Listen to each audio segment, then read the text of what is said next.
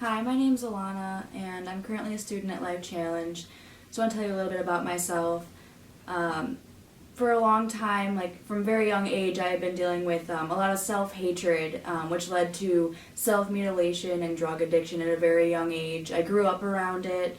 My mother was a heroin addict. My father used to drink alcohol, and I was just very surrounded by it. I suffered some abuse as a child, which also led to my self-hatred. So about the age of 12, I started cutting. 13, I would basically use any drugs available to me, and that went on for a very long time. I didn't know anything about Jesus. I didn't grow up in a religious household at all, and I had reached the age of 18 and found out that I was having a son, and I actually got clean the entire time that I was pregnant with my son, and I thought this was it. I'm never going to touch drugs again. I'm never going to hurt myself again. This is going to be good. Everything is going to change. But I fastly realized that nothing was changing, and I didn't know why. I went right back after I had my son to using. I went right back to the self-harm, and it was just it was a false hope, and I didn't understand why I couldn't keep it together. I ended up on the streets at a very young age, like 17 to 19, was just on and off, living with friends and on the streets and stuff. In and out of jail, breaking into people's houses. I stole from my own grandmother, $5,000 from my own grandmother. She stopped talking to me. I lost all of my family. I had nothing.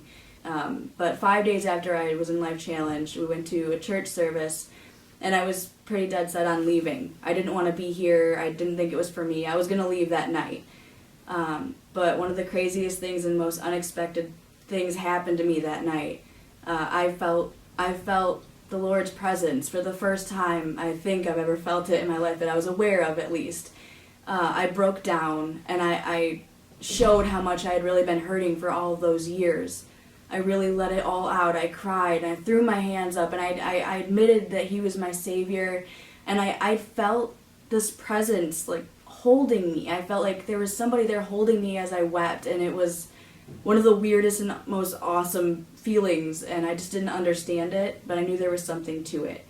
And I went home back to Life Challenge House, and told people what had happened, because I didn't understand it completely. And one of my friends had told me that she had been praying that I would feel God's arms around me, that she wanted me to feel His arms wrapped around me, and it just still felt so crazy. I still didn't understand it, but I thought a lot about it. But the next day we went to a chapel service, and the speaker was, he gave people a chance to stand up and give their heart to the Lord if they'd never done it before. And something inside of me just made me raise my hand, and I didn't know where it came from, but I stood up and I surrendered, and I gave my heart to the Lord, and I never in a million years thought that I would do that. And the moment that I gave my heart to Him, I felt free for the first time in years, to go from not knowing who He was or believing in anything, that anything existed